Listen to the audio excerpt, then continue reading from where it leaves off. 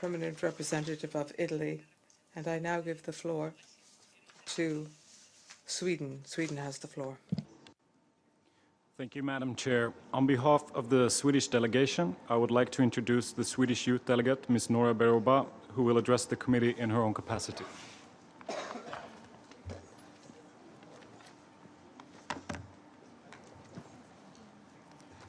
Madam Chair, distinguished delegates, fellow youth delegates. Today, I speak in my own capacity, but I speak for more than 500,000 Swedish young people engaged in more than 80 organizations. I will speak about why it should be the priority of every society to provide quality education for all its children and youth. I will speak about the situation for young migrants and refugees and what we must do to ensure their rights. And I will speak about how youth are key in unlocking solutions to our global challenges.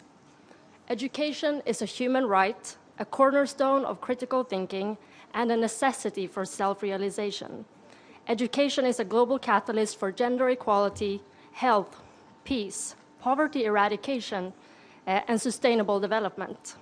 Still, there are over 59 million children of primary school age being denied their right to education, and over 250 million children and youth outside of the education system. It should be the priority of every society to provide quality education for all its children and young people. For every day a society deprives a child the right to education, our societies wither. In addition to clear investments to enable every child and young person to go to school, special resources and methods are required to reach young people who until now have had limited access to education and training. Those in extreme poverty, ethnic minorities, girls, people with disabilities, young people in rural areas, stateless youth, and young migrants and refugees. All gender-based differences in access to education must be eliminated, and everyone must have equal access to all levels of education and access to lifelong learning.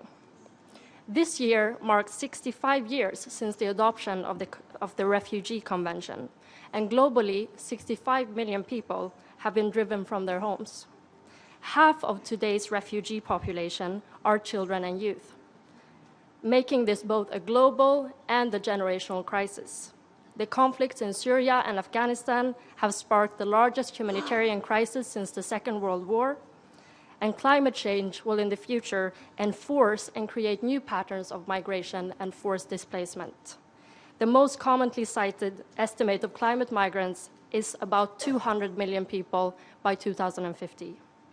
In a world where seeking refuge will be the new normal for many more people, it is important to even more forcibly stress the importance of human rights, security, health, opportunities for self-fulfillment, self-reliance, and legal routes for refugees.